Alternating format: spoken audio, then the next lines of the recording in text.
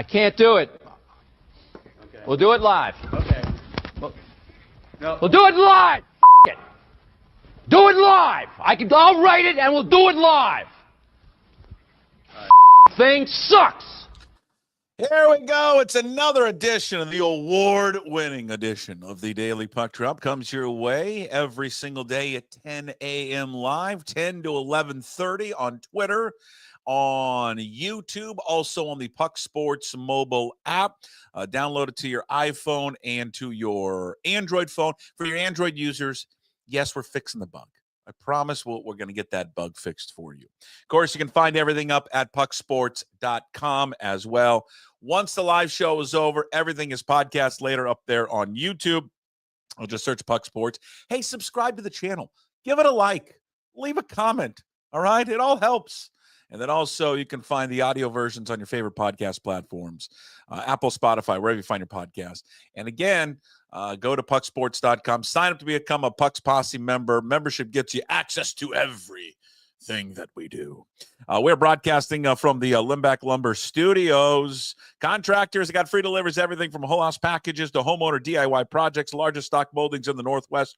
Old school service because they've been doing it since 1930. By the way, my buddy Tim's building a shed in his backyard. Where did he go? Limback Lumber. That's right. Limback Lumber will have you build your own shed in your backyard. Could I build my own shed? No, I could not. But Tim can, but I cannot. Give him a call, 206-782-3487. Find him online at limbacklumber.com. Cal Raleigh, superhuman. We'll get into that. Mariners, you're welcome. You're welcome for Donovan Solano. Also, our worst nightmare was achieved last night. Bill Krueger, Old School Baseball, on the show today. And, of course, we wrap up everything there with Hey, What the Puck. But, ladies and gentlemen, he joins us from his he shed. It's the one and only. The best sports columnist Seattle's ever seen and read. The go-to guy, Jim Moore. He comes via Bend, Oregon. He's with us on Mondays, Wednesdays, and Fridays. Brought to you by... Hey, Puck, thanks for that introduction. That's pretty nice. I think Art Teal might question what you just said about being the best sports columnist ever. John Owen, Steve Kelly, Larry Stone, Royal Broham. But anyway, I appreciate that. No, I'm brought to you by a Clean Streak professional window and exterior cleaning service, proudly serving Island and Skagit counties for more than 10 years. And Brian Turner told me he might even sneak down into Snohomish County if you have a job that's big enough for their cleaning crew to do there at a Clean Streak. So check them out. They'll pressure wash your driveway, your patio. They'll clean your gutters. They'll clean your roof. They'll do it all for you. They'll even wash your windows. Your windows, they're a mess right now. You can see the sun coming through. You can see how dirty they are. Have Brian Turner and his capable crew come and visit you. For a free estimate, call 360-395-5748 or visit acleanstreak.com. Best columnist in Seattle. I want to hear people in the chat. And are you, because on the live show we have a YouTube chat. And you can also later, if you listen or watching back later, you can just send me a note. Best sport. I think you're the best one ever. And I'm not just saying that because you're here. Oh, well, I really appreciate that. I don't know. I'm a self-deprecator. I just hope that people enjoyed reading my columns when I was at the DI. That's all. I just sat there and I thought, God, I don't want to bore people. I just kind of want it to be fun and entertaining. And then I wanted to write things that other people weren't writing, like, you know, just so that was kind of what I did the whole time. And I appreciate you saying that, though. I always enjoyed Steve Kelly because Steve would just, he'd write it like he saw it. He was never afraid, throw himself out there. Steve was really good. And then I like them all, but the other one was Johnny Mack, because when I think of a newspaper person, a newspaper man, and a sports columnist, what they look like, what they sound like, how they write, all of it. Like if I were to pick a character to play a sports columnist in a movie, I would pick John McGrath. I'm with you on John McGrath, and if we extend it down to Tacoma, you can throw Dave Bowling in there too. Dave Bowling was terrific as a But columnist. But McGrath, McGrath, I mean, he the was look, the sound, the cigar, a little nip on, granddaddy's cough medicine throughout the day, just all of it. He just the entire thing. I think there was more than a little nip going on with John McGrath. Maybe and I give him all kinds of credit for that. I remember one time I was in Green Bay. He and I were both in Green Bay at the same time. It was before that Seahawks playoff game in the snow. Do you remember that one? They took a 14-0 lead, and then yeah, sure. Things went downhill from there. And McGrath McGrath and I were back there the previous week, just writing stories and bouncing around to different bars, interviewing Packer fans. And sure enough, we both hit the same bars. There was Johnny Mac, sitting on a stool. And we were both working, but we were drinking at the same time. Well, so yeah, he's old school that way, man. I loved newspaper guys back in the day when I was in my 20s, where it was okay to smoke in the newsroom. It was okay to go across the street on your lunch break and have a pop and come back. Yeah. And you just don't see that anymore. No. When men were men. When society was a man's society. Yeah, every time I'd see him, you'd see him in the press box. We're talking like he's past tense. Oh, no.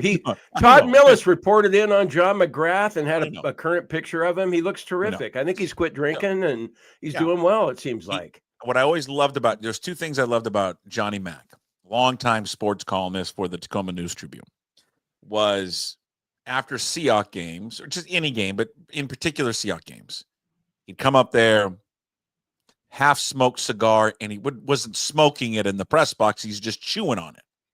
Just chewing on the cigar.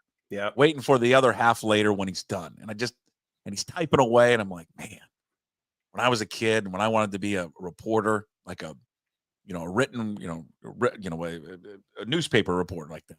That's what I wanted to be like, just like that, just chewing on that cigar. And then the other thing is, he'd get up there so fast after the locker room was open or the press conference, and he'd get up so fast to the press box because they gave out free pizza. And so John would be the first one in line for the free pizza. And I'm not exaggerating, audience, when I would say he would take probably 10 to 12 pieces of pizza. And John is a small guy.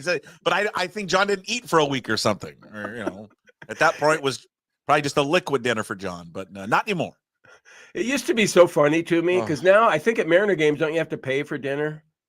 I think you do. Yeah, but like $7.50 or something like that. Yeah, but that's 81 games. The Seahawks can get away with, flipping the bill in the Seahawks press room. Yeah, you have dinner, you have a meal before the game, and then they would always have pizza afterwards. Well, it was always so funny to me when fellow media guys would complain about the free food we were getting. Like some cities were better than others on the NBA circuit. And I was just, even like in Philadelphia, it was shitty, but still I would say it's free. I mean, it's free, so you can't complain when it's free. No, you're exactly right. Did McGrath ever ask you for a ride? Because he generally has asked everyone for a ride back to Tacoma. And I lived in Renton at the time. And there was one night after I don't know if it was a Mariner game or what, and he asked me for a ride. And I said, sure, I'll give you a ride. Okay. But it was the weirdest thing ever, because normally you drive someone to their house when you ask them for a ride, right? He went to the watering hole? No, and he told me to take the Federal Way exit. And I'm going, well, John, don't you live in North Tacoma? And he was, yeah, but I can just catch a bus from here. And I was like, well, no, we can keep going on I-5 and I'll take you directly to your front door. No, Jim, that's okay. And then I think we went to a Coco's. You remember Coco's? No. It was like a Denny's. And then they were kind of open late. And so I figured it out that he basically wanted to go to Coco's to maybe, get a little snifter before going to bed. And he did. But it was just the weirdest thing. I had to argue with him to take him directly to his house. He finally relented and let me do it. But interesting guy. I mean, there's some stories there. What would you and he write about? Yeah, you penned a column today about what Cal Raleigh is doing. Well, I feel kind of bad, Puck, and help me out here a little bit. Help me out. Because I always tend to go the negative way on things, and I don't know why I do that. And this might sound negative to you. Okay. Well, it might sound negative, or it might not, because Jim Oh. Moore have you frozen up again? What's Are going you on with still your there? internet? I don't know. I haven't touched anything. Have not touched anything. You're good. I'm still here. Probably because I was getting ready to say something negative as it pertains to Cal Raleigh, and maybe you can tell me how negative is it. Okay, number one, I'm wondering if it weren't for torpedo bats, would he be doing what he's doing right now with 31 home runs? Well, I certainly think probably the bat is helping him. How much the physical nature of the bat is assisting him, based compared to the maybe the psychological effect of having that in his hands. You know what that's like. Like if he thinks it's giving him a big boost, then maybe it is. But yeah, but there's a lot of other players that are using the torpedo bats and not putting up the season he's putting up. Okay, I'm just curious too. Do you know if he's using one right-handed now? I believe so. Yes, That he had. Okay, he had to wait a while to get the right-handed version. Yeah, he didn't have it initially, but then I think they made him one. I think he has both now. Yeah, I think that was a while ago. Yeah. Okay, well, I'm fine with the torpedo bats, and I'm really enjoying the heck out of what he's doing. Now, the other thing I wonder. Jesus. Let's raid on Cal Raleigh's parade. You're the only one in Jim Seattle Moore, brought to you by is... a clean streak, serving Island. Anyway, shitting on Cal Raleigh. Okay, here's a guy. Now, wait a minute. Here's a guy that's averaged 30 home runs the last 3 seasons.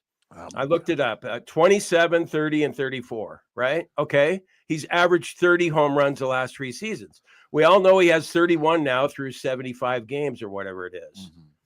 Do you not find that curious at all that someone has that big of a jump? Well, say what you want. 31 before the All-Star break and might end up with 66. Well, do you not find that a little bit odd? Say what you want. Or am I just like a jackass? I mean, I know I'm a jackass, but as it pertains to this, I want you just to really say what you want to say. Well, that's what I'm doing. No, you're not. You're dancing around it. What you want to say is this. I'm not saying he's on steroids. I'm not saying that. That's what you want to say, though. You want to say. No, I don't want to say that. Well, then what else? What are you trying to say? Okay, then? Well, you tell me. You tell me what's behind an uptick of what he's having this year. Is it just like, wow, he's suddenly in the prime of his career, and he's going crazy, with the bat, and doing all the right things, and it's all come together just like that? Well, I think he's got he's always had an enormous amount of power, always. And the power's always been on display from the second he got into baseball. I think what was probably at times in his career robbing him of even more power was his high strikeout rate, that he would strike out a ton. And he had a low batting average. Well, what has been different this year, look at his batting average. He's almost hitting 280 now. I mean, that's incredible for him. Not striking out as much. He's making more contact. The fact that he's making more contact now, the ball is leaving the yard more just because he's not whiffing as much, and he just has a better contact rate than he ever has before. I think he's just gotten smarter as a baseball player, smarter as a hitter. And he is I think he's on just an incredible heater right now where players talk about it all the time. They're in the zone, and he's in a zone right now as a ball player. It's a guy that, it's probably taken him a couple of years to really understand himself as a hitter. And he's now walking into kind of the prime spot of his career right now. Okay. That's how I would answer. Was that a nice way of saying shut the hell up, Jim?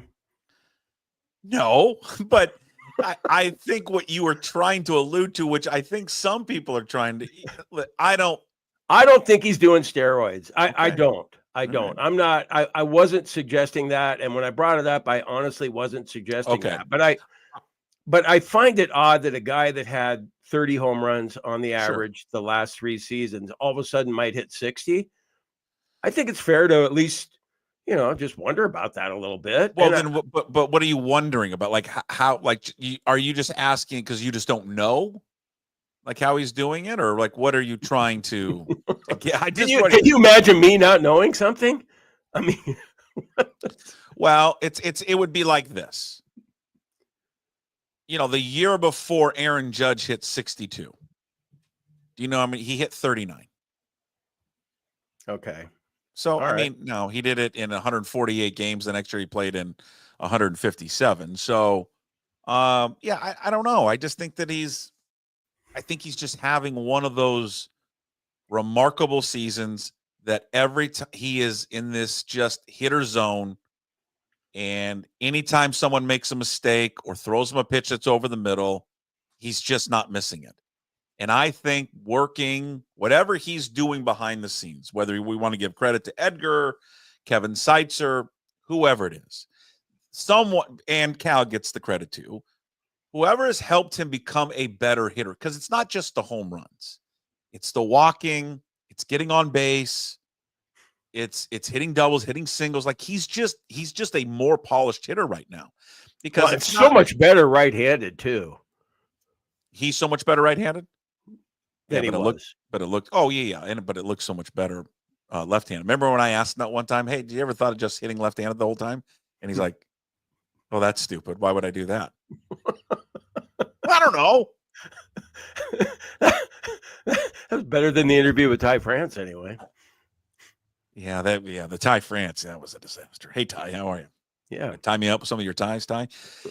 He's I think there's okay. Well, you were asking. That's probably what I would write, though. Well, who knows if he hits? And then 60, I wouldn't just be popping off at the keyboard. I probably would go down to the clubhouse and get some answers from Seitzer and Wilson and others as to why just all of a sudden this huge uptick in his numbers. And I think those guys are doing it, Jude and everybody else who covers the team. And maybe I just haven't been paying attention. It's astonishing. You don't pull out astonishing very often when you see what his numbers are. It's absolutely crazy. Yeah, it is. You have guys that have, you've seen uptick in power before. I was just pulling up Griffey's numbers. Now, Griffey at, from 20 to 23, right? He was averaging. Ken Griffey Jr., the guy who insisted he wasn't a power hitter. Yeah. He was averaging, when he was 20, 21, and 22, he was averaging about 25 home runs. Then he went from, when he was 22, he went from 27 to 45 at 23. Then he went to 40, and then he goes back down the next year because of injuries. But, really in that what was his high? Did he hit like 50 one year? 56. That's the franchise record, 56. So, he had that period of time from 20, kind of where Cal is a little bit, 26 to 29 or 20. Let's even take it out to 30, his first year in Cincinnati.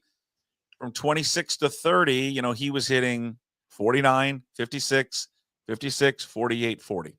And then it dropped back down. Mm-hmm. At 35, he still hit 35 home runs. Jesus. Well, here's another one that I heard this morning. I was listening to Mitch Unfiltered, and you and Mitch are doing the KJ Arntz there at pucksports.com. Yes, and Mitch was talking about Cal Raleigh in the home run derby. And I guess Cal was interviewed in early June and said, yeah, I'd do it in a heartbeat if I'm asked. And so he's certainly going to be asked to do it this year. So how do you feel about him being in the home run derby? You're the wrong person to ask this to, because I know there's gonna, when he does accept it, or if he does accept, it's gonna ruin his swing.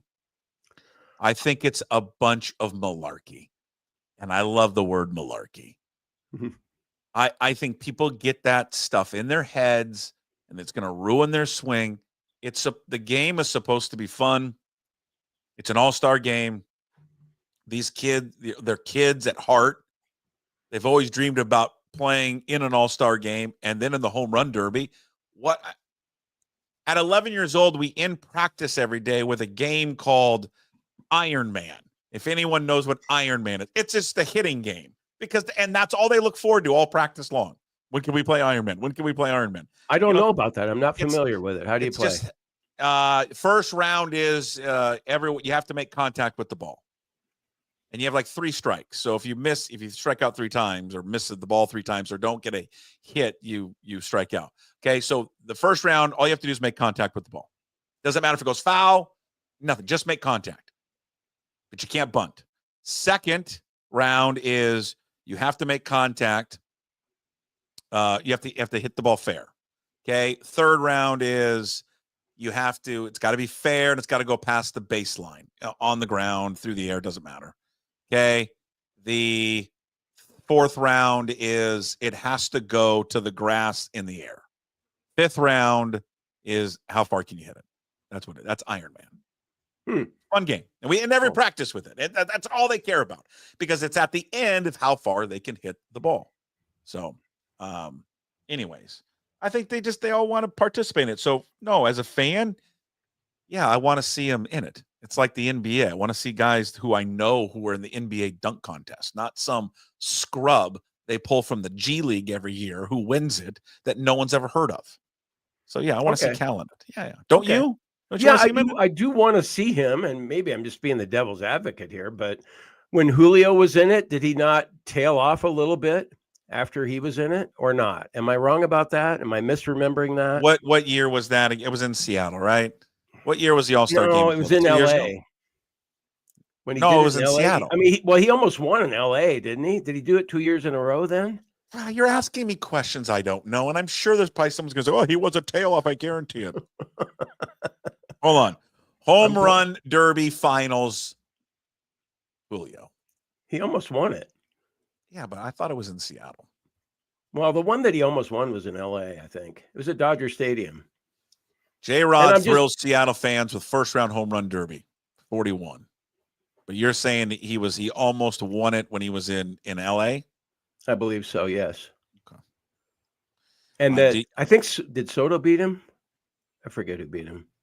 But yeah, it seemed like there was some tailing off after that, maybe, in July and early August. But I might be wrong about that. The other part that Mitch brought up, and Mitch felt like he needs rest. Like Cal Raleigh needs rest. And that home run derby takes a lot out of a guy. And then being a catcher. Oh my God! So Mitch is well. This is great because I'll bring this up Thursday with him. So he doesn't want him to do it. Mr. Positivity, which is what he is, doesn't want him to do the home run derby because it's going to ruin him, right? Well, and then I looked at the Mariners' schedule. They play at home against Detroit, and then the All-Star game on Sunday before the All-Star game. So then you travel to Atlanta for the All-Star game on Monday. The home run derby. On Tuesday, or wait, is the home run derby on Monday? It's on Monday, isn't it? We think. Then the game's on Tuesday. The Mariners have Wednesday, Thursday off though, and then they play Friday, I believe, in Houston. So he would still get Wednesday, Thursday off. Yeah, just let him have the break, okay? I'm just trying to stir the pot. Yeah, you and Mitch are trying to stir the pot. That's all. No, I thought Mitch had some good points. I did. Did he? Yeah. Okay, now here's what I want you to remember though, like. If Cal Raleigh does a home run derby and he seems fatigued and, comes out of the All-Star break and, goes over his next 20. You want me to play it back? Will you go back to this and go, God, Jim, you might have been onto something along with Mitch? But you're not onto something because you haven't given an opinion. I'm never onto anything, but, once in a while. All you're doing is parroting what Mitch said. What do you want him to do? Do you want him to be in the All-Star game or not? You know what I am? I'm still bitter about Tommy Fleetwood choking that thing away yesterday. Oh, we'll get to Tommy Fleetwood because he's not. I had $3 on him at 35-1, and he choked like a dog coming in. I thought he was finally going to win his first PGA Tour event, and no, Tommy couldn't bring it home. Save it because I am going to top you. I will top you. I will top you this weekend in golf. I will top you. You didn't take Tommy, did you? I will top you, and I will get to it. I love Tommy, but God, Tommy, come on, man. What's the matter with you? I want him to play in it. I'm good. Whether it's going to tire him out, I'm sure there's going to be evidence that players tire after it or don't perform well, but I guarantee there's plenty of other guys who did quite well after the season or after the home run derby. I don't recall, and I'll look at it later. I don't recall Ken Griffey Jr. really tiring all that much. And I don't think it's going to be because of the home run derby. Now, to his point, to others, yeah, I think the worry with Cal, he puts in so much work. And it's what we talked to Krueger about today. Krueger goes off in a good way on Cal Raleigh, but the amount of work that he puts in behind the scenes, Yeah, do you got to sprinkle in some more off days for him? Because he will get tired because he plays the most, demanding position, in the sport. What was remarkable, Jim, about what he did this weekend? The 4 home runs, he drove in 6. He tied a Major League Baseball record with a catcher scoring 8 runs in a 3-game series. I think it's only a guy more from the Brewers and Gary Carter, I think, with the Mets, the only others to do it ever, is that he caught 2 of the 3 games in that heat. When guys are, Trent Thornton's being carried off the field because of heat exhaustion. An umpire is throwing up in the dugout. In the 5th inning. Yeah, you got a guy back there who's been squatting down for 3 hours, catching with gear on in that heat, and he still puts up those numbers. I want someone to tell me why in the world you would pick Aaron Judge over him for the American League MVP. Just someone tell me that. And I know we're biased. I'll be that someone. Give me a he break. Plays for the New York Yankees. I understand. And that's the only reason. That's it.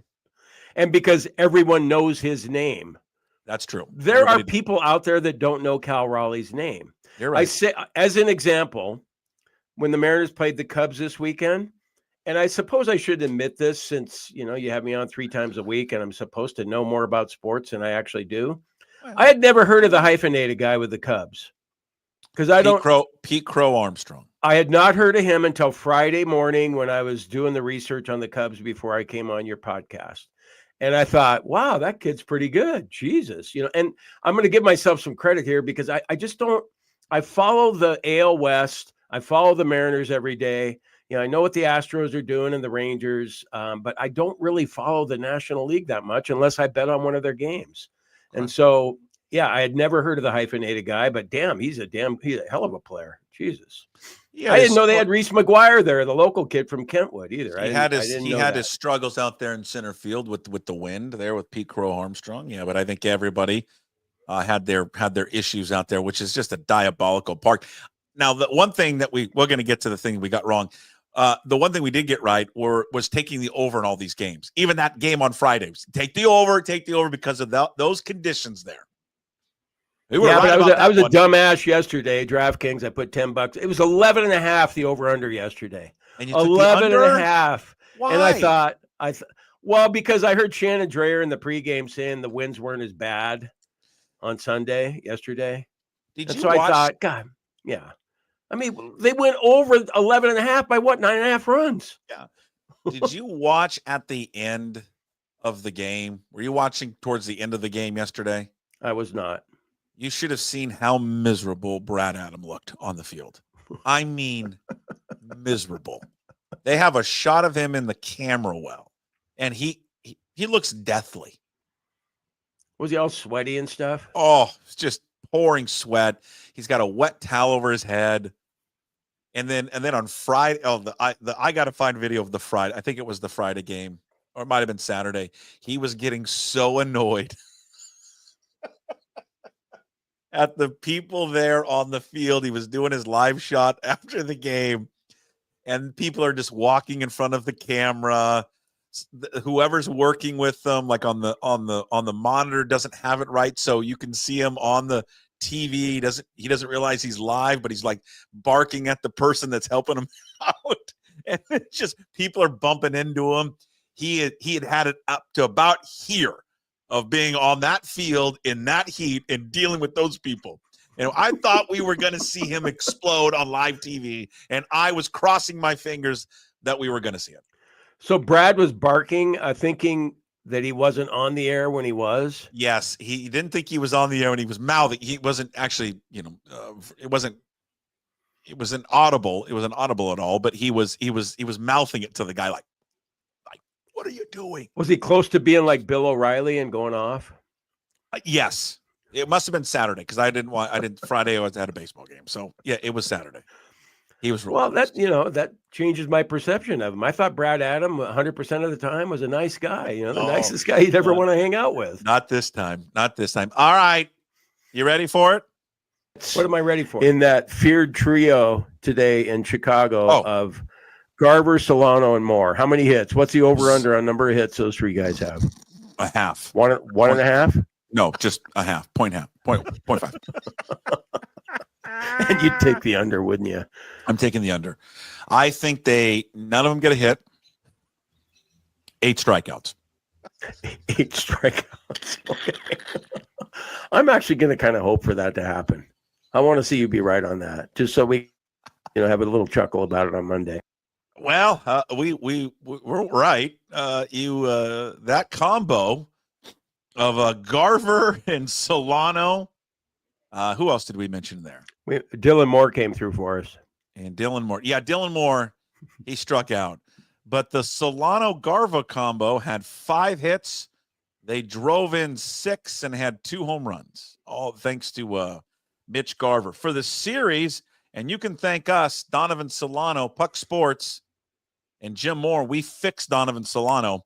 Donovan Solano, since we uttered that on Friday against the Cubs, his slash line was 643, 667, and over 1,000 OPS, 2 home runs and 8 ribbies there for Donovan Solano. Donnie Barrels, you're welcome. Hollander, DePoto, Dan Wilson, you're welcome. You're welcome for us changing and helping out Donovan Solano. How about that? Yeah, can you find the soundbite where you want Garver DFA'd? Didn't you say something about him? Oh, sure. I don't have it right Have with you me. said that 2 or 3 times? Yeah. I will find that. Yes. Mitch Garver. What did Garver do during the series? Mitch Garver was, and you talk about Mitch Garver, we laugh about him, but I mean, he was a member of the Rangers and a key contributor when they won the World Series. And so finally last year, we know what it was like for him. But it's nice to see him come around. I'm just not looking forward to the All-Star, or not the All-Star break, but the trading deadline when DePoto doesn't do much at all. And then he'll trot out that Garver, Solano, and Dom Canzone are like new additions to the team. Of course, that's what they'll do. He was going to save that. I mean, he's also going to throw in Luke Raley. He's like, I know he's been back for a month or a couple of weeks, but we also feel like we've added someone with Luke Raley. And if Victor Robles does come back, which it doesn't sound like he's gonna, they'll be like, we've got Robles coming back, and that's like adding another bat. Yeah, Garver had those 2 home runs and drove in 5. He ended up slugging over 1,000 in 2 games there for the M's against the Cubs. Hey, are you like my wife, where she, like, you see Mitch Garver in a hat and a helmet, and then when you see him without a hat on, that it doesn't, he looks kind of like a nerd. He doesn't even look like a baseball player. You look at him and you go, God, is that Mitch Garver? And I know it's like that with golfers, where you're so used to seeing them with hats. And then when you see them without a hat, they look different. Maybe not. I mean, she was just surprised at how he looked. Check him out next time when he's doing an interview. Yeah. Okay. Yeah. Someone wants me to take back your Canzone slander. I can't. I'm not going to take it back. Why? I just don't care for him. Yeah, well, you think you don't like that little Italian thing he does? I don't like He hit 2 home runs yesterday. Okay. I don't want him to be the starting right fielder every day. I don't like the way he acts when he has success. That's it. That's all. I just don't like it. Is it because you've never had much in the way of success and you don't know how to act yourself? Or I think that's a part of it. I think never knowing what true success is like in life and anything, whether it's personal relationships, work, just anything. When I see other people have success and celebrate that, I say to myself, F that guy. Like, he's at the top of his field, Dom Canzone.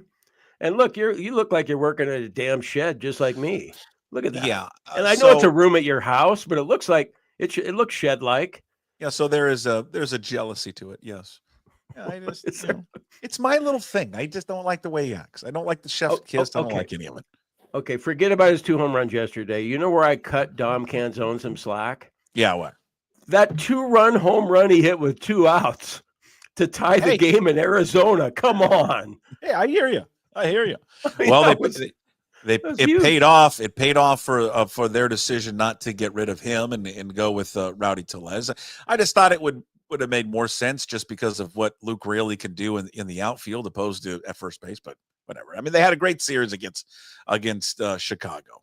I would say this about it. I think offensively, you have to pause because of that stadium and those conditions a little bit, what they did. I mean, the ball is blowing out of the ballpark. You don't have to pause a little bit. You can shout it from the mountaintops if you want. Yeah, you do. You know what? I'm going to give you some numbers. I gave this to Krueger earlier. You're going to hear the interview coming up in a little bit, and I think it surprised him. And I bet you it surprises you, unless you've already looked this up. And if you've already looked this up, my apologies.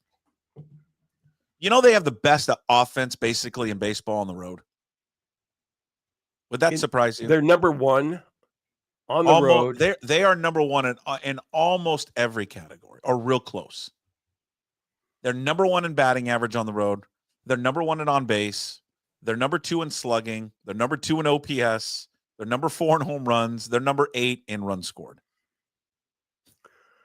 They don't seem good enough to have those rankings. No, at all. If you told someone that, they'd be like, there's no way. If you look at that lineup and you say, that's arguably the best offense in baseball on the road. And you'd be like, you're crazy. That lineup with Mastroboni and Dom Canzone and Luke Raley and Donovan Solano? No way. You okay there? You grab a smoke earlier this morning? You okay? I don't have a cough button anymore. Yeah, I don't know. I've got allergies or something. I had my annual physical last week, and there's something I'm supposed to be doing up my nose to good. Try and correct that. Yeah. Okay, perfect. Yeah. Well, do it right now so everyone can see. But that surprises you, right? That's what surprised a lot of people to hear those numbers. Oh, very much so. Other than, I just thought we know they're better on the road than they are at home as an offense. I mean, we've known that for a long time.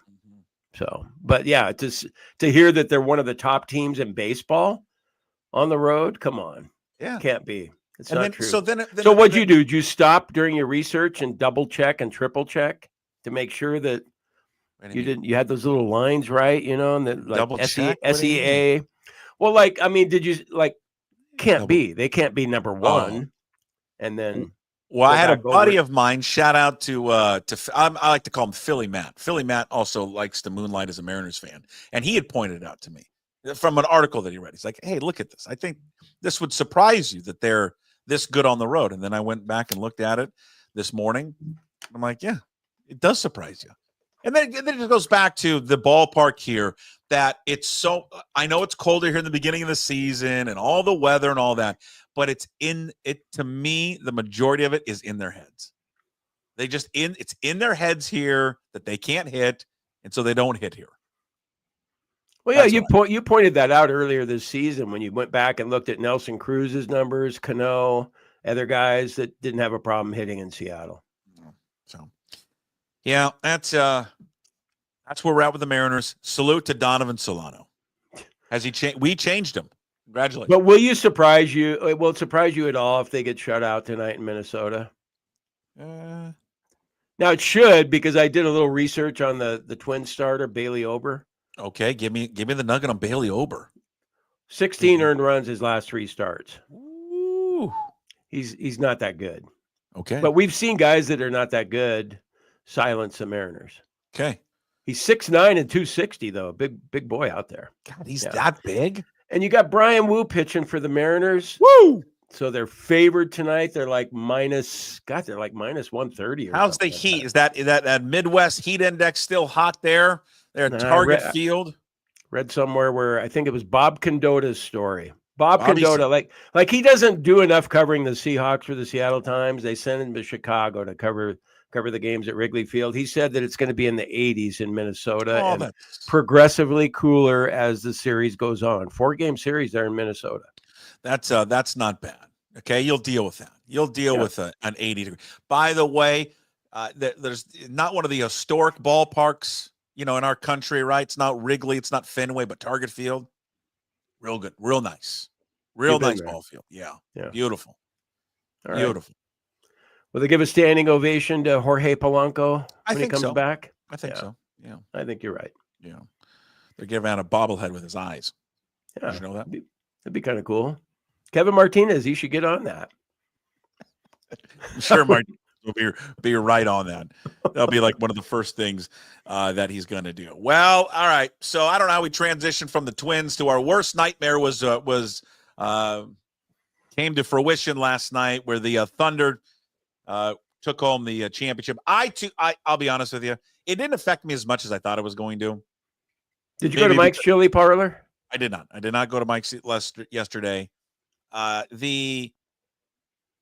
it been a close loss and I was watching, probably, but once the Dust Bowlers went up by, like, I don't know what it was when I turned 16, I think it was, with I think it was 8-9 minutes left. 8 minutes. I turned it off. I said, I'm not watching anymore. I don't need to see it. I don't want to see them celebrate. I don't want all the other BS. I don't want the graphics thrown up there. And I don't even know if they did. I'm going to assume that ESPN put the graphic up that it's their first title since 1979. I didn't see it, so I don't know if they showed that or not. But I was like, I don't need to watch it. They're gonna win. And then I went and watched baseball highlights. So the ESPN story I read mentioned the 1979 championship, that it was the franchise's second championship, and but that banner does not hang in the rafters there in Oklahoma City, and this one will. That was it did. It didn't bother me as much. I guess waking up, I mean, maybe I'm in denial of some sort. Maybe it's so far removed from where they were. And part of it too was this was inevitable. It was going to happen, especially this year. I mean, as I watched the NBA unfold this year, they were clearly the best team in basketball, and it was actually going to take a miracle for a team to knock them off. And when Halliburton got hurt yesterday, tore his Achilles, it was done. There was just no way they were going to come back from that. Okay, I'm going to be honest here. Where do I rate on the bad human being scale in Seattle? Because I bet $40 on the Thunder giving 7 last night. And I want to explain myself before you start ripping me, because I have it coming. I did win the bet, however. Everyone in the world was betting on the Pacers. They fell in love with the Pacers, the whole underdog story. They've come from behind and won so many games as underdogs. They look great in Game 6. Surely the Thunder were going to choke it away. But when you look back on NBA history, 15 of 19 home teams have won Game 7 in the NBA Finals. I thought those were pretty good odds. Yeah. And when 90% of the people at MGM or wherever are betting on one team, you know what that means, Buck. You go the other way because the public is generally wrong. Yeah, you don't like betting with the public. You never have. Never have, you never will. 90% were betting on the Pacers in that game last night. And I thought, well, you know what? I don't want Oklahoma City to win, but if they win and they win by more than 7, I'll win too. And so, that's I don't mind it. Hey, listen, you no, it's terrible. No, you bet with it. You have green in mind. That's your favorite color is green. So but I would never bet against the Cougs. I mean, I would never do that. Never do that. And I don't generally, I'd say 98% of the time, I've never bet on the Huskies. There's been a 2% in there. Okay. I don't think it makes you a bad fan. Yeah, whatever. Okay. I think thanks. Okay. I think you're okay. You won some money, and by the looks of it, where you're living right now in a shed with the way you're dressed, you need the money. Yeah, well, I do. I do. Hey, I'm starting tomorrow at Quail Run. Quail Run, they're training me for a course marshal. Can't wait.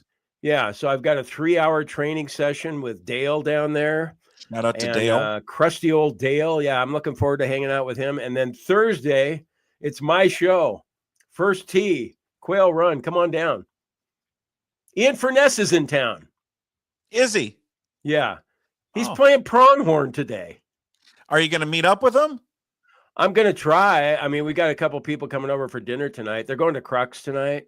He says he's in a group. I don't know if he's down here for a wedding party or bachelor party or what he's doing, but I don't think he's in a bachelor party. He's like 60. Well, I don't know. Shit, there's people that get divorced and get remarried and stuff. But with a group of friends. Yeah, you won't see him because you won't make time for him because you're a bad friend. No, he texted me yesterday. I was at a different bar in town. I don't know where he was, but he was cruising around the different breweries. But yeah. Okay. $5 says you guys never meet up. If I can meet him at 4:00 at Crux, I will. But I don't know what their tea time was. But must be a high end group that he has there if they're playing pronghorn. It's no Quail Run. No, I think it's a couple $100 to play pronghorn. Well, I mean, but the problem with Quail Run, you can't bring your own beer because you got marshals like you checking the carts. I know. God, I can already picture myself, Jesus. telling people they can't bring that beer and then saying on the side, God, I used to do this myself. You're going to hey, Dale, I'm just going to let you know, this is going to be the shortest run you've ever had for a marshal because Dale, he's going to let everyone bring in booze. He's not going to stop anyone. Hey, Dale, you know what? I let a guy in with a gun at the concert venue. I mean, this is nothing for me to let beer in. Yeah. Dale, he's going to encourage people to go back to their car, swing by the trunk, put the beer in on their way out to the first hole. So don't just understand what you hired here, Dale. Well, God, I hope that people put them in their bags and then, well, you know how you do that? If you're a good beer smuggler, you don't pull out your smuggled in beer until the second hole. And you put it in your bag. You don't put it in your cooler. And then you throw it in the cooler when you get to the second tee box. You put it in the little back compartment, right? And you put something over it. Yeah. Then you get past, the marshal like you. Hey, fellas, you ever play here before? Let me give you a little course rundown. Shut up. I don't care about the course rundown. We're going to tee it up. We're hungover from the night before. We're going to tee it forward. Thanks, Jim. And then we'll be on our way. Yes, we'll keep up with the group in front of us. Yeah, thank you for the rules. 90 degree? Yeah, we will ignore that after the first hole. Thanks, Marshall. Jesus. And apparently they have a picture that they give a course marshal that has all the beers that they offer there at Quail Run. And that if you have one that's not in that picture, then I don't know if they get booted or if I just take. How about if I'll take the beers and then bring them home. It just doesn't. I'll be honest. It doesn't sound. Do you think I'll get fired from this job too? I don't think you're going to last long. What do you think will happen? I think you're going to let people in with beer, and I think they're going to be like, you keep letting people in, and then you're going to kind of question Dale, like, but why don't we just let him in? Because it's a rule. Yeah, but it's a dumb rule. But it's a rule. I know, I'm proud of being a beta male, but I think in this position, I got to fake like I'm an alpha male every once in a while. Like, God, fuck that, man. I'm not into that. You're right. I really don't want to take people's beer away, but looking in their cooler and then, the people who don't bring beer in, like, look at this guy, like checking our cooler for beer. All we have is water. We told them we just had water. It's fine. Yeah. So you have to check the cooler. I'll find out tomorrow. Yeah, I think so. He's Dale, like the Gestapo over here. Well, you know what I can do, though, is that I can check the cooler, and if I see beer in there, I act like I didn't see beer and then say, okay, you guys are good. Oh, yeah, and be like, they didn't have, and just tell Dale, I checked the cooler. They didn't have beer. What do you want me to do? Check their bags? You didn't say to check their bags. So I don't know if they had beer in their bag. I guess it's a serious deal. Like golf course GMs would tell you, they can lose their liquor license if they don't restrict what people are doing. Don't roll your eyes at me. That's what they told me. It has nothing to do with their liquor license. It has everything to do with they want you to buy the beer there. Oh, you think from that's the cart girl? Yeah, that's kind of what it is. They don't want you bringing in the 24-pack of Modelo. They want you to buy it. They want you to, for what you bought that for $15 or $20. They want you to buy the $15 cocktail from the cart girl.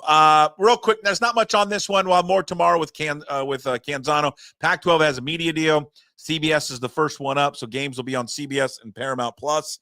You love streaming, so get ready for Paramount Plus to have some games. But they have got their first network deal with CBS.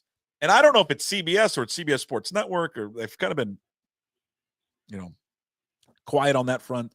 I don't know if it's big CBS. Something tells me it's a lot of CBS Sports Network and then some Paramount Plus and maybe a game on CBS. That's what I think. Okay. Well, we'll get more details on that. What the CW is going to have some games, and CW and ESPN will have a handful. So it'll be good. Canzano will have more. Actually, go read John's piece. He's got a little bit more information on it right now at johncanzano.com, which he's on Substack. You know who else is on Substack? Who's that? Oh, that'd be you. Jim Moore, the go-to guy at substack.com, correct?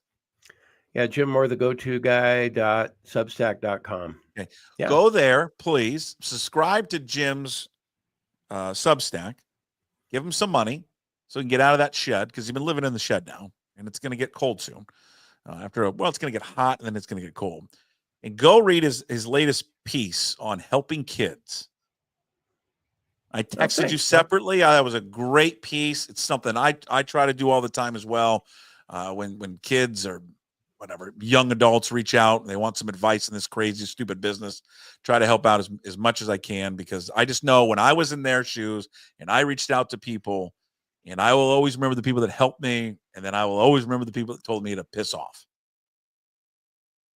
So I'm just, it was a very good piece that you wrote about always wanting to help others, and it was well done. Well, I appreciate that. I didn't want to write it in such a way that I was trying to get pats on the back or praise for doing that. But I just like you're saying, Puck, I remember what it was like trying to get a job, a newspaper job, and driving around. And the people you remember more than the nice people are the rude people.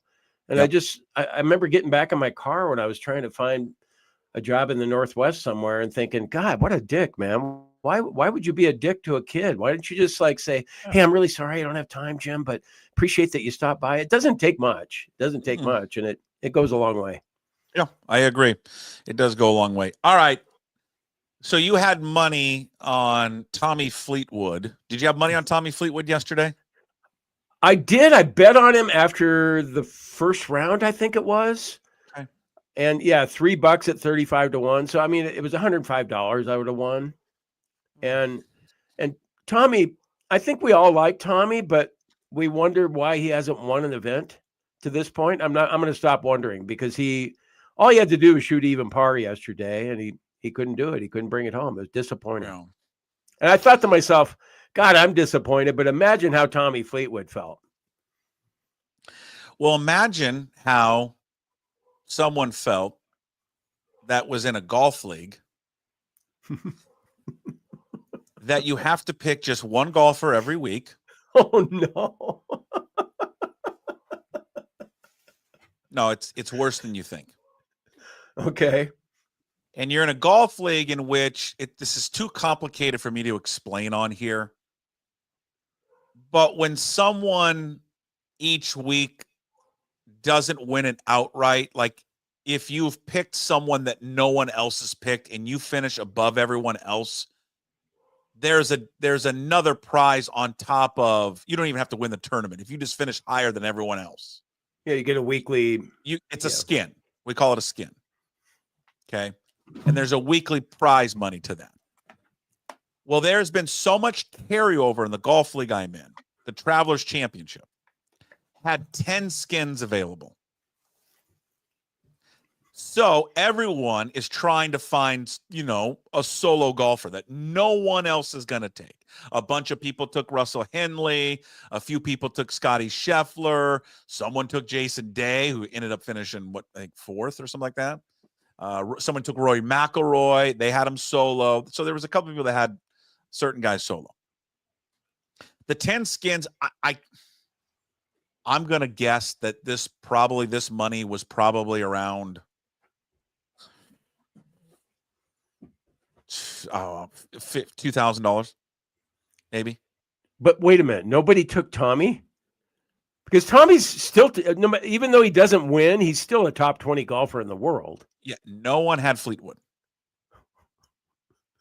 Except? I didn't have, if I had Fleetwood, I would have won because he finished higher. So here's who I took. I took Akshay Bhatia. Okay? Now, the lanky lefty. Ask me who I changed my golf pick from 10 minutes after selecting him and then going, no, I don't feel good about that guy. I'm going to go with Akshay Bhatia. Tommy Fleetwood. Keegan fucking Bradley. So why'd you change? I don't know. I thought because he was playing there, he had won there 2 years ago. Mm-hmm. I like horses for the course. I mean, he's been playing well. My thought was someone else is going to take Keegan Bradley. Oh, you overthought it. So I won't have him solo.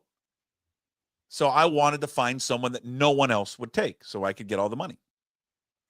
And Bati had been playing well. He had kind of checked the boxes for that course. I'm like, okay, I'll take him. And I got him solo. No one else had taken him. And then he fell apart. Meanwhile, Keegan Bradley won the tournament. That's why you always go with your gut, your first pick every time. God. You know, I have a hard time. God. I have a hard time betting on Keegan Bradley, so I'll give you a break on that. I know he's a nice guy. I saw him getting interviewed by Amanda and that whole thing. He seems great. Ryder Cup captain, and God, should the captain be playing this year and all that stuff. But when he starts doing that, straddling the line and putting his finger up, and I'm like, I'm out. I'm out on you, Keegan. I don't like watching you play. Boy, Tommy Fleetwood, man.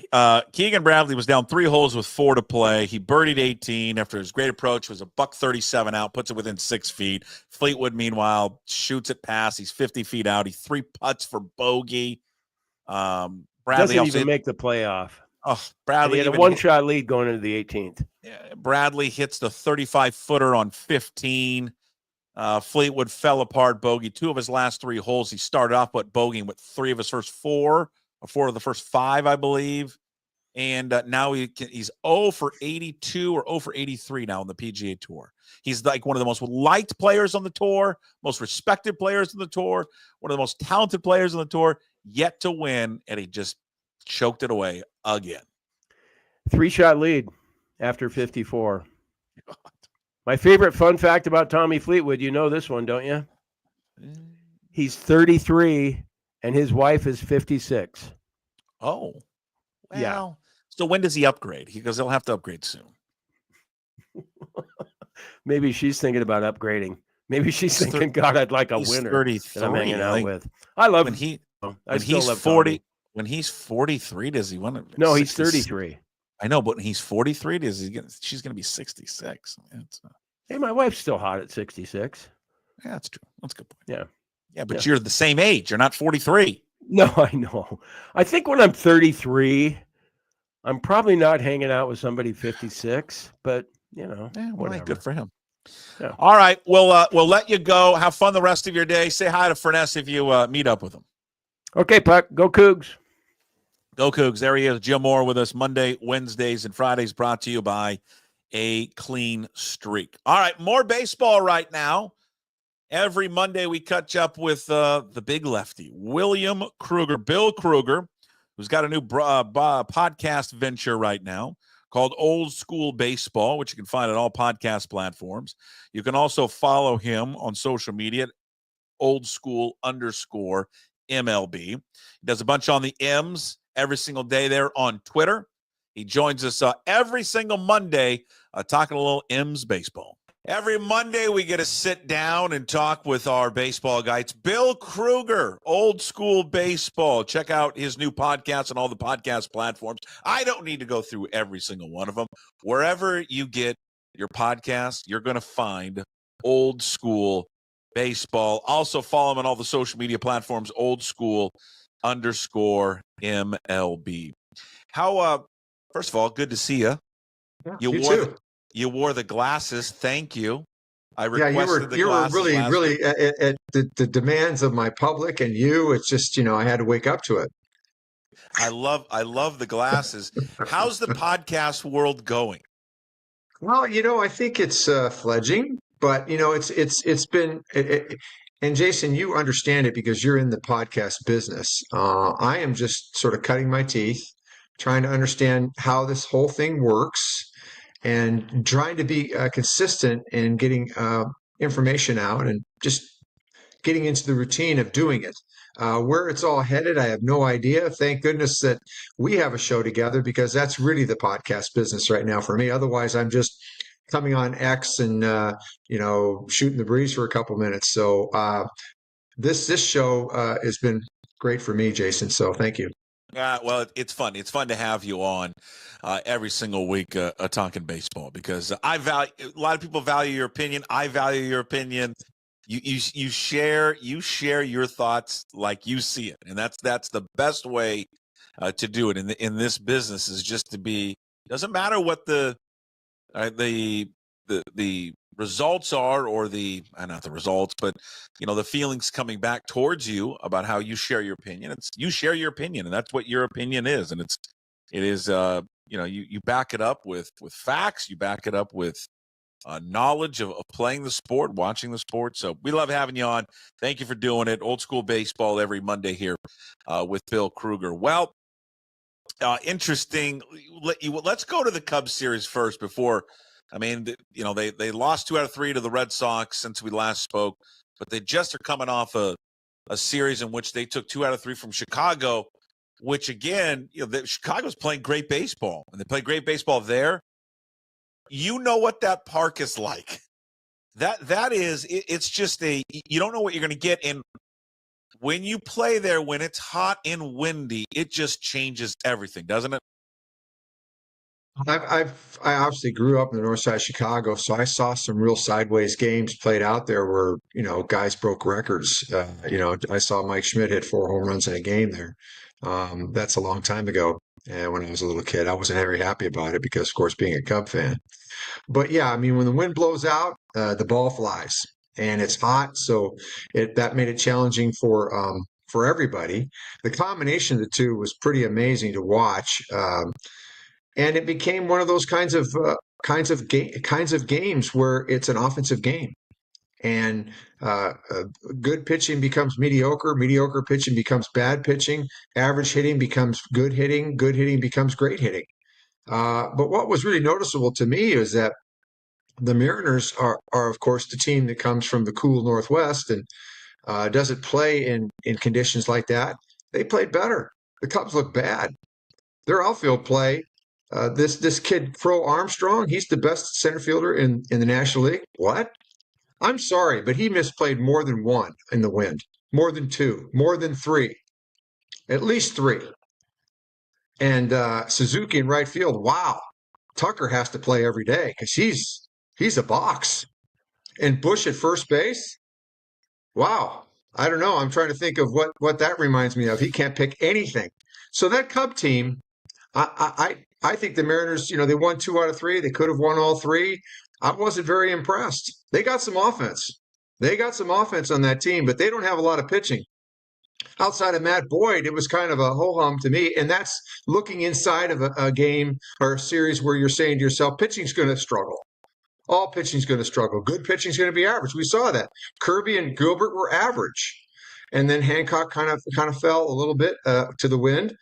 Didn't pitch as well, but I didn't see the Cub pitching is not there. They're going to have to go out and get some pitching, find a first baseman. Tucker has to play every day. Tell P. Crow Armstrong he needs to run and square up on the baseball and not drift. Yeah, I mean, the Mariners were better than the Cubs over the weekend. What's it like when you're Kirby? All these pitchers that pitched this week, Kirby, Hancock, and Gilbert. When you're pitching in conditions like that, I mean, let's take away the heat for a second, but when it's so windy, what does that do to your mental state as a pitcher? Well, you're going to give up some cheap home runs, and balls are going to fly out. You're going to have to try to the thing that kills you is that if you pitch defensively and walk people, and then someone backspins one that's a pop fly that ends up being a 3-run homer, that kills you. You can't walk people in those conditions, and that's a challenge. The other thing I kind of watch when I watch a series like that where fastball location and sequence become so important, and understanding you got a Cub team that's hunting first pitch big time and looking for the fastball. And I just, and not that the Mariners, I thought the Mariners actually were better sequencing than the Cubs. The Cubs, I mean, I'm like, here's a news flash. Raleigh likes the first pitch. I just thought I'd share that with everybody if you didn't know that already. And he's got pretty good bat speed. So you may not want to go first pitch fastball like Ray did yesterday, right down the chute. I'm watching baseball in an overview, and I don't see plan B. If I'm not out there going, hey, well, your job for 5 innings is to go out there and throw as hard as you can at the top line and spin it as hard as you can at the bottom. Well, that's not going to be good enough, particularly in a game like this. You have to understand where the fastball has to be. Emerson Hancock needs to sink the baseball. He needs to sink the ball down. He has to be ready to locate down. Enough of this, well, he's so good at the top of the zone. That's been such a key for him. No, it's not. The key for him is to pitch down. When you're pitching in a game like that, you got to pitch down. And I think in general, that was a challenge for all pitching. When pitching up is where you get all the money, all the strikeouts, all the free strikeouts are up at the top of the zone. So this series presented a real challenge for pitching, in particular, pitchers that don't understand fastball location, and in a ballpark where pitching down had to be the plan. I think overall, you look at all three starters. I think Hancock had 3 walks in the middle game. Kirby had 1 walk in the first game. Then Gilbert did not have a single walk in yesterday's finale. So 4 walks. Because you mentioned earlier that's where it will bite you in a ballpark like that. You put guys on base, and then all of a sudden, instead of a solo home run, that now becomes a 2-run home run or even a 3-run home run. I even look at Gilbert's performance yesterday and go, was it his best? No, but I think in those conditions, Bill, I don't know if you agree with it. I think in those conditions, to me, I thought it was better than good, just because of just the wind and just that atmosphere, that stadium. 4 runs in 5 innings. I mean, it's not up to his standard and the 3 home runs, but I don't know. I guess with the conditions, I was more than pleased with how he pitched. I think is that he had the 3 runs at the end of his performance, and I thought he got a little tired because he's still coming back, building his arm up. I agree with you. I think he pitched the right way against a team that hunts the fastball, that loves the first pitch, and Gilbert's a guy that likes to lead with off-speed stuff. I mean, he threw 20% fastball yesterday, maybe. I don't know the number. He threw 90 pitches. He only threw like 22 fastballs. So, that's the top line, right? He pitches at the top line with his fastball and then pitches in the strike zone with everything else, particularly his slider. So, but that's who he is, and that's fine. He's been brilliant. He's an elite pitcher. And I agree with you. I think, not walking anybody was a critical piece to them winning that ball game, to get further along into the Cubs bullpen and just, wreak havoc on them. They're just the Cubs pitching. I'm just not impressed. But and the same with Gilbert. I mean, with Kirby, there's some little things with both those guys that are little things that as an analyst of pitching and a guy that really understands it, I'm looking at them and I'm thinking little things. Okay, if you want to hear that, I mean, I think George Kirby should go back to 2023 and he needs to look at 2 games. Boston at Boston, where they had their hitting shoes on. They scored double digits against the Mariners 2 games, and he went out there for 7 innings and just door shut them. And what was the difference? And the Philadelphia game, 2 starts before that, where he threw a complete game and only gave up 1 run, lost 1-0, 4 hits in that ballpark against that team, and they were hot as well. And what was the difference? Besides just watching yourself pitch well, he had better breaking ball, better curveball. That's before he had that whole preset the split. I get so tired of watching him preset the split in his hand every single pitch when it's not a good one. It's an easy way out to throw an average changeup. He used to backspin his changeup and he threw a curveball. And his curveball in 2023 was good. And now it's not very good. And that's showing up against left-handed pitching.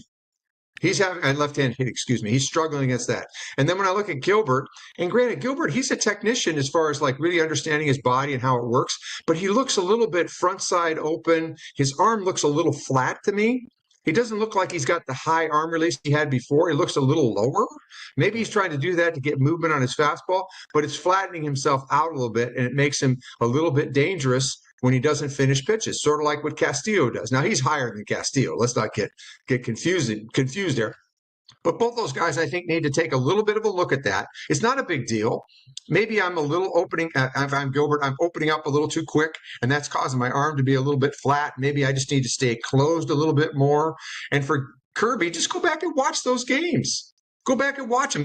Even if you don't think there's anything wrong with you. Everything's great. My curveball's great. Everything's great. I just need to pitch more. Everything's going to be fine. Okay. But go back and watch it. It'll remind you about how good you are and see that curveball when it was more 12-6 and it was a better pitch. What's it like pitching in that heat? I didn't like it. I'm sure you've been in that situation before. Yeah, I didn't like hot games because I was a profuse sweater and I had really my hands just I had a really hard time gripping the baseball in Yeah. heat. Not because the heat bothered me, but I'd hopefully survive the first few innings. And then what happens is you survive for the first few innings and your body sort of regulates. You do a lot of sweating early, and then suddenly you kind of self-cool and you stop sweating as much. But that doesn't usually happen till like the fourth or fifth inning, and then all of a sudden, you've regulated. You're not sweating quite as bad as you were. So yeah, I didn't like it, not because I was hyperventilating and I couldn't handle the heat. It was more about grip. I had a little bit of a hard time with grip in hot weather. A lot of people have trouble with cold weather. I never had trouble with cold weather because I was always I could always sweat and I'd always have a good grip. Yeah, that was scary. That was a scary, incident with Trent Thornton there on the mound. I mean, just I don't know what to think about that. Yeah, and earlier in the game with the umpire as well. Yeah, you pitch in those extreme conditions like that, and it was a moment where you were like, you felt, very nervous about what was going on during that game, and thankfully that Thornton's okay though. Yeah, it sounds like he just got it was like heat exhaustion. He got overheated, and he's not. When you're not in general, you are who you train to be. And there's a guy that had been out with the appendectomy. He's a guy that they pitch an inning at the most because that's all they all are. I mean, it's so funny when you hear things like they were talking about Chris Flexen. What a yeoman effort he made on a game right before they came into this series, and he threw like 3 innings. I'm like, 3 innings? That's a yeoman effort? I remember 6 or 7 innings as a long reliever, but maybe my memory is fuzzy. Hey, it's a different game, Bill. I know. I'm on my yard with my lawn chair with a 12-pack. I got it. Yeah, I got it. But I'm just saying that I don't think from a standpoint of being ready to pitch 3 innings was in his playbook.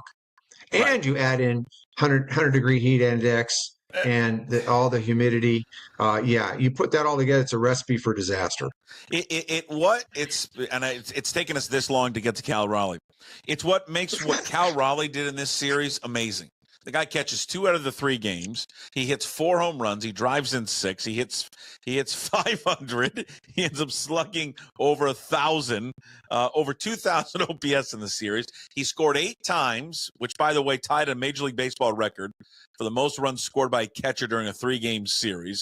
Ties him with Gary Carter and Charlie Moore. He's on pace for 66 home runs. But again, plays one of the most demanding, physically demanding positions in the sport, catches 2 out of the 3 games, and still did that offensively. The man is, again, we could carve out a segment every week about him, and we continue to do so. He's a machine, Bill. He's a great player as an average hitter, okay, which he's not. I mean, the work ethic that was instilled in him from his parents and the way that he was brought up, I think it speaks volumes to the way he carries himself. He's hard-nosed. He comes to play every day. He's well prepared. He thinks the pitching piece first. His game call is excellent. He throws the ball. He does everything right, and he has great skills. And maybe he's made an adjustment to be more on time. They've made a little Seitzer is. He's a guy that's open. He's good enough to figure out how to get better. He's got the aptitude, right? Because he's closed holes. He's closed holes in his game at the plate as far as getting beat on pitches, whether it's the ball above the hands or it's the breaking ball that he chases. He's cut those down, and he's created fear. And what fear does is it causes pitchers to make mistakes, and he leaps on those mistakes. He thinks with the pitcher. He's very smart. And that matters as you try to get better as you go along with the game. The numbers he's putting up from a power standpoint are just unbelievable. I mean, the record he set for switch hitters before the break, the 30 homers before the break. He's chasing down Griffey for the record for the Mariners before the break. I mean, these numbers, and we extrapolate them out and we go, oh my gosh, he's on pace to hit well over 60 home runs. Is that going to happen? I don't know, but he's having a big year. Plus, the way he hits when it matters, and from both sides of the plate, and to be so consistent.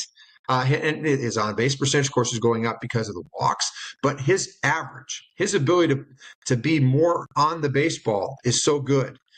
And people are fearing him, and you can kind of see how they. I still kind of look at Colin Ray and throwing the ball right down the middle to start him off. I mean, you can't start him off down the middle of the fastball. What are you doing?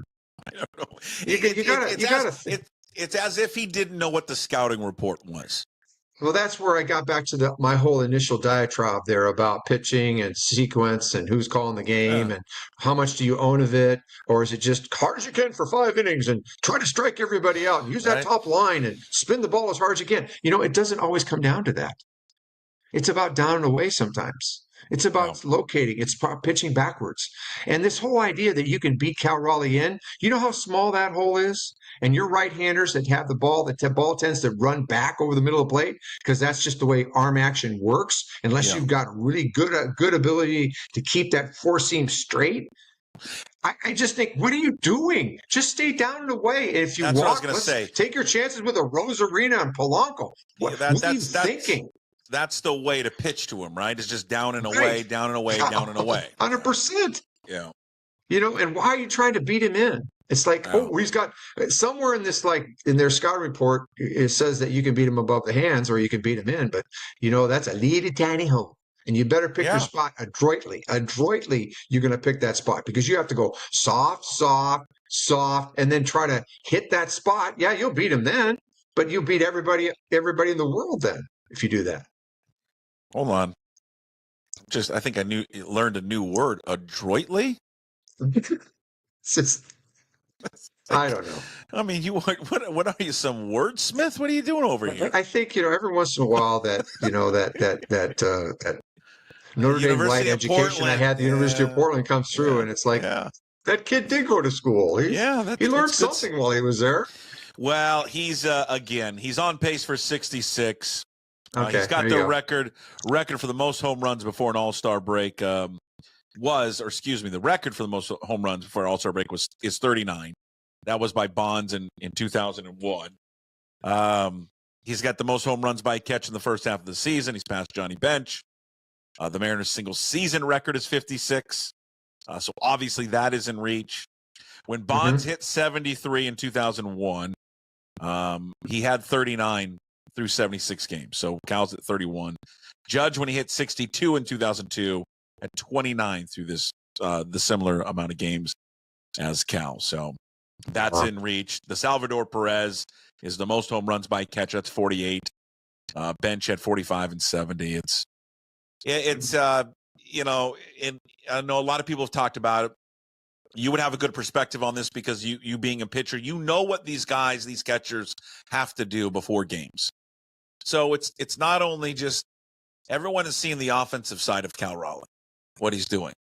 But then you times it by 2 because not only does he have to get prepared from the left side, he's got to get prepared from the right side.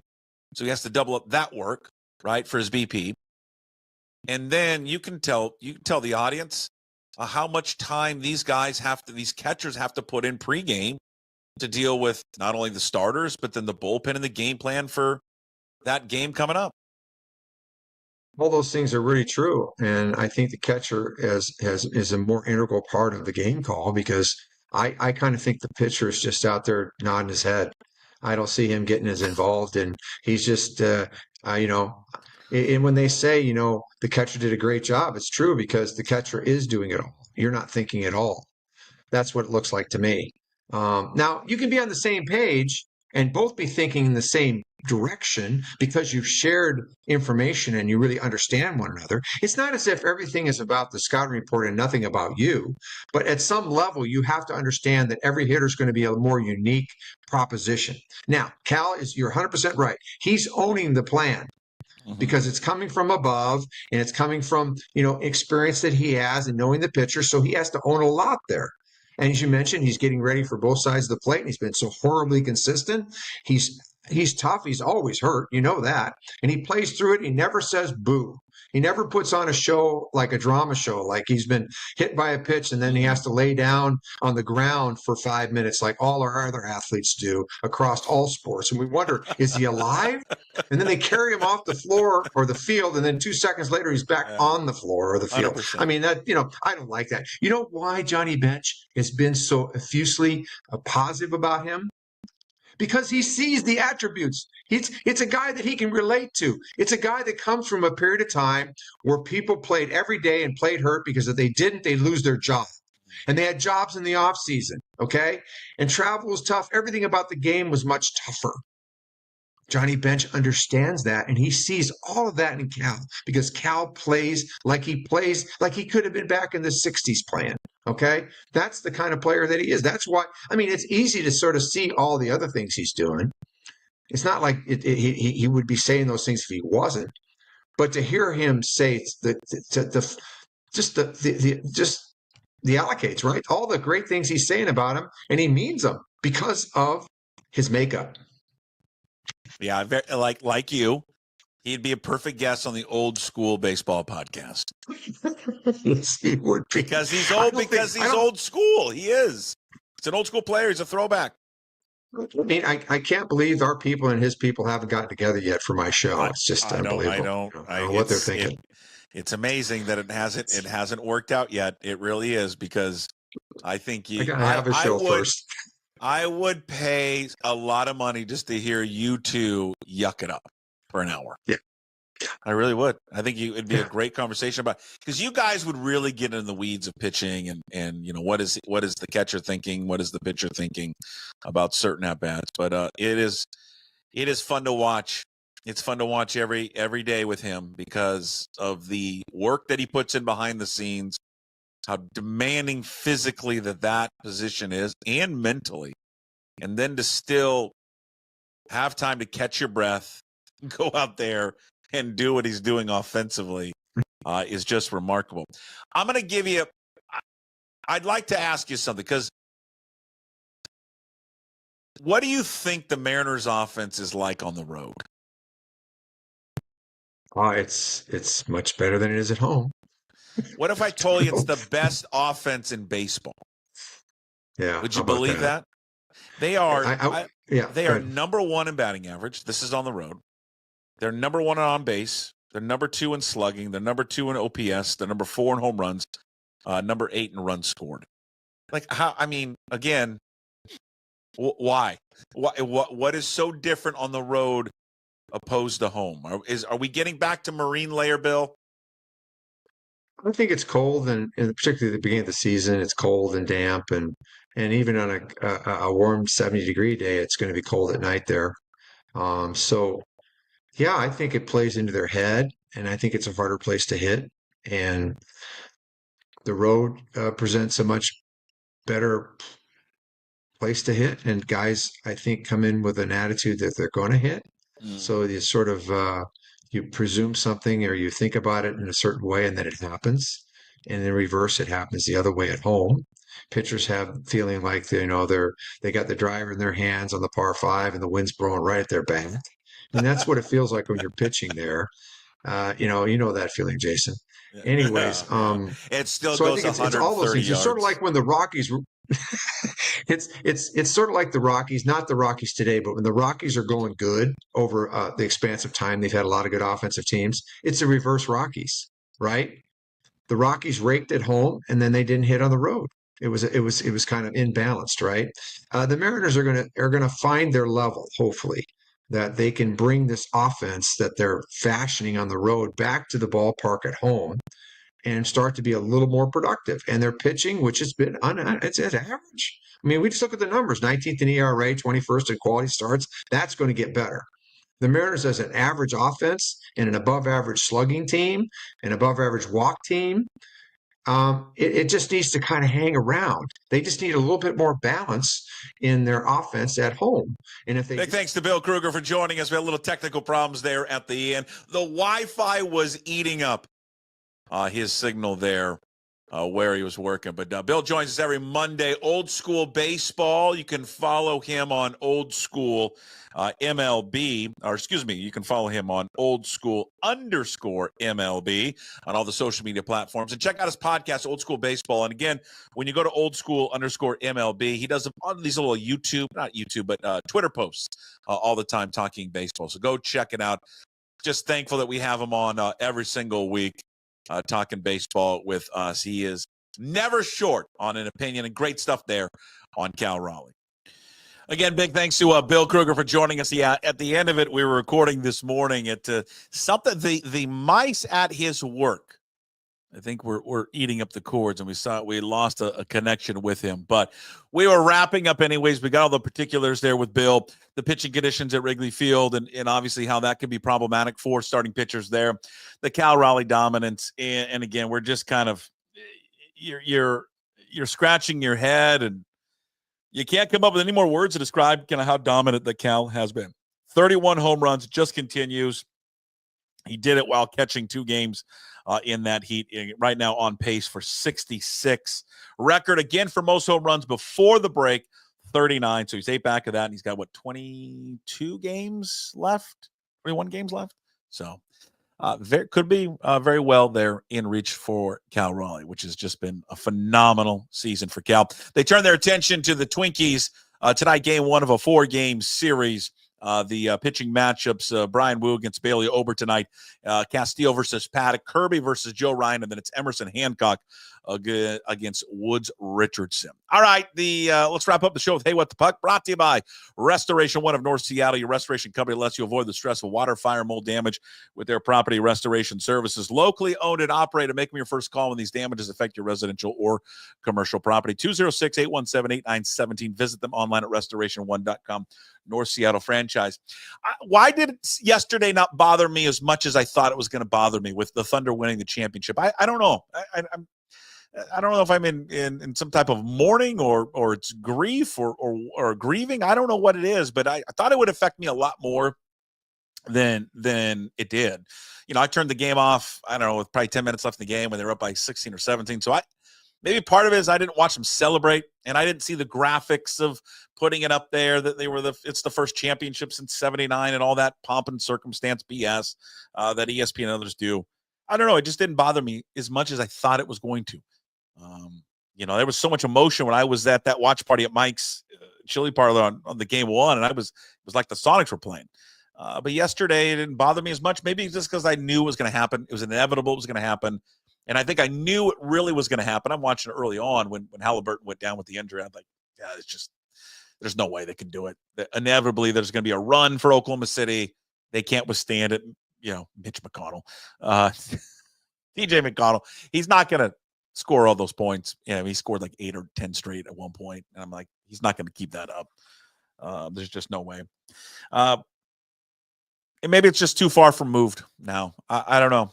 But it didn't hurt as much as I thought it would.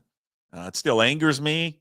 It angers a lot of people, but hopefully we find out here soon, weeks, months, that it will all be resolved and the Seattle Supersonics will come back. But yeah, didn't bother me as much as I thought it would. Hey, coming up on tomorrow's show, real quick before we wrap up this, Travis Snider. I'm recording an interview with a former Major League Baseball player, Travis Snider. We will air some of it tomorrow. He's got a new venture, 3A Athletics, talking about improving youth sports. Also on tomorrow's show, John Canzano and Jim Duquette. Just a quick plug for those guys tomorrow. And Sports Pit recording tonight, I believe, and it'll be out tomorrow, by the way. Again, that was Hey What the Puck, brought to you by Restoration One. Your restoration company lets you avoid the stress of water, fire, mold damage. Give them a call, 206-817-8917. Visit them online at restoration1.com, the North Seattle franchise. Thank you for everyone watching today. All of our sponsors, Limbeck Lumber, Clean Streak, also Restoration One. Find all of our work, The Daily Puck Drop, on YouTube. So please subscribe to the channel. Also find The Daily Puck Drop on your favorite podcast platforms and find everything up at pucksports.com. When you're there at pucksports.com, sign up to become a member of the Pucks Posse. $5 a month is all it costs you. You get all the free content plus bonus shows as well. You get Mitchie the Kid on Thursdays. You get the Sports Pit coming out tomorrow or late tonight. You also get our MLB Insider Show there with Ryan Divish. And, of course, now we produce Garage with Gas Take 5 podcast, where you can find on YouTube and all podcast platforms. So stay tuned for that. Come up tomorrow, John Canzano, Jim Duquette, and Travis Snider, former Major League Baseball player who is trying to change the culture of youth sports. We'll talk to you tomorrow. As always, promise to be better. No shoes, no ties. Would anybody like to smoke some pot? Yeah. I was born to love you.